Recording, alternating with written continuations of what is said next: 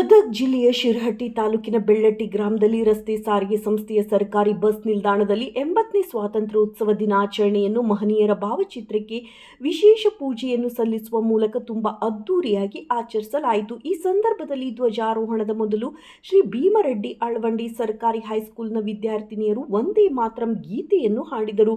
ತದನಂತರ ಬೆಳ್ಳಟ್ಟಿ ಬಸ್ ನಿಲ್ದಾಣದ ಸಾರಿಗೆ ನಿಯಂತ್ರಕರಾದ ಈರಣ್ಣ ಶೆಲವಡಿ ಇವರು ಧ್ವಜಾರೋಹಣ ನೆರವೇರಿಸಿದರು.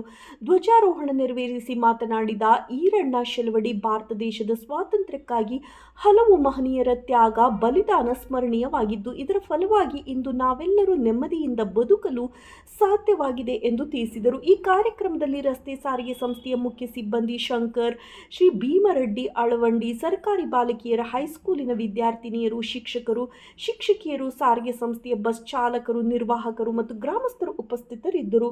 ವರದಿ ಚಂದ್ರಶೇಖರ್ ಸೋಮಣ್ಣನವರ್.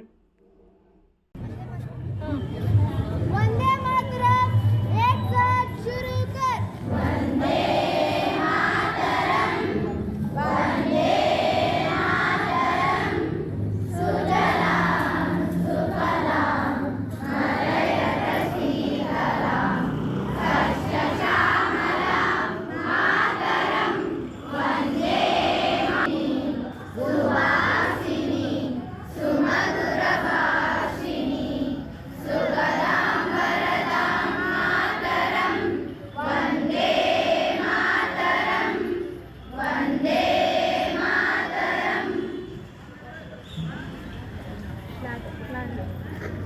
80ನೇ ಸ್ವಾತಂತ್ರ್ಯೋತ್ಸವದ ಅಂಗವಾಗಿ ನಮ್ಮ ಬೆಳ್ಳಟ್ಟಿ ಗ್ರಾಮದ ಬಸ್ ಸ್ಟ್ಯಾಂಡ್ನಲ್ಲಿ